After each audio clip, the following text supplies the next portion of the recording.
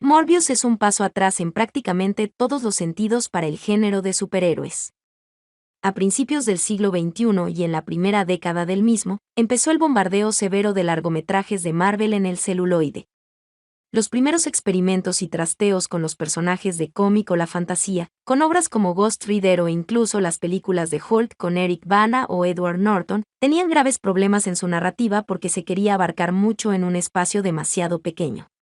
La fórmula se fue puliendo cada vez más hasta comprender que para dar verdadero fondo a personajes extraídos de los cómics que cuentan con una gran historia a sus espaldas, se requieren múltiples largometrajes o una serie de televisión que permita conectar con las motivaciones de los personajes. Después de haber tocado el cielo con Spider-Man, No Way Home y haber pasado raspando el larguero con Venom, habrá matanza. Sony Pictures y Marvel estrenan Morbius, el relato del curioso doctor que sufre una extraña enfermedad que le obliga a requerir de transfusiones de sangre, cada 2 por 3.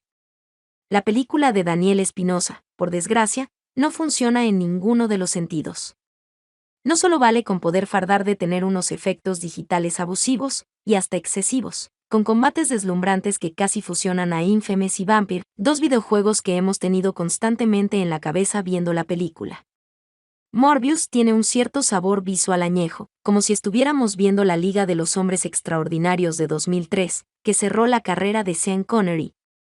Espinosa baña el film con una capa completa de CGI y se recurre constantemente a esos efectos para hacer que las escenas de acción funcionen medianamente, con momentos incluso que parece que estemos viendo una película de Transformers de Michael Bay porque no sabemos quién está pegando a quién, volviéndose todo puro pan y circo a favor del espectáculo sin sentido.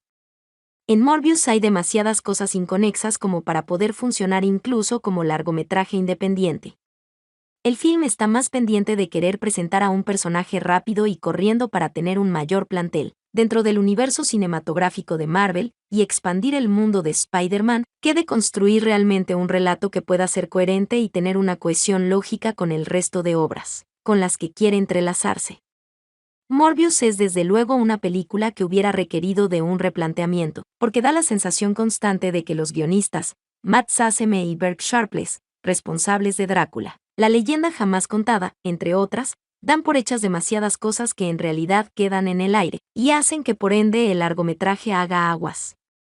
Y de hecho, hasta esos mismos responsables del libreto reutilizan fundamentos vistos en esa Drácula, la leyenda jamás contada, haciendo que Morbius parezca más una película de vampiros que una ligada al estilo de Marvel. Blade, en ese sentido, le queda lejísimos al chupasangre de Leto, no tienen nada que ver la una con la otra. Las motivaciones de los personajes no se comprenden y tampoco llegan a ninguna parte. El propio Matt Smith, quien hace de antagonista, incluso afirmó no tener realmente claro qué papel jugaba en la obra. Y ese es otro asunto que tampoco se termina de comprender del todo, que el villano, Morbius, se tenga que enfrentar a otros villanos para así convertirse en una especie de héroe dentro de su película, pero igualmente sigue siendo el malo en futuros proyectos que se hagan, si es que se hacen, de Spider-Man y compañía. Con Venom se veía algo similar, pero las intenciones del alienígena están siempre ligadas al mal, solo que se rocían con dosis de humor para suavizarlo un poco. Bien es cierto que en los cómics Morbius tiene su evolución y termina siendo un villano transformado en un extraño antihéroe, pero si no se vienen con los deberes hechos de casa es complicado llegar hasta esa conclusión tan rápidamente. En lo que se refiere a Marvel yendo por el camino de Sony, la vertiente de todo lo relacionado con el lanzarredes de Stan Lee no se ha terminado de dar en el clavo en el ámbito narrativo. Los personajes se salvan solo por las interpretaciones de Jared Leto y el ya mencionado Matt Smith, que se dejan llevar y hacen un trabajo digno, como siempre.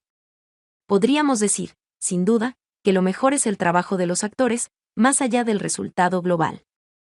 Leto, no obstante, tiene encima algún tipo de maldición que le impide poder realizar un largometraje de superhéroes que le deje en buen lugar, porque ya tuvo una muy mala experiencia con el Escuadrón Suicida de David Ayer y ahora parece que va a repetir. Con Morbius, aunque aquí está mucho mejor en términos de actuación y se le ve más cómodo con este vampiro. Esta primera toma de contacto con Morbius se siente demasiado antigua como para funcionar en un panorama superheroico actual en el que ya existen unos parámetros para que una película funcione. Daba la sensación de que Daniel Espinosa iba a abrazar el género de terror con Morbius, porque el personaje da pie a ello y porque el cineasta tiene cierta experiencia en el mismo. Firmó Life en el pasado, pero el poco material que podía aprovecharse en esa dirección termina siendo ese festín de CGI que hemos comentado con chorretones de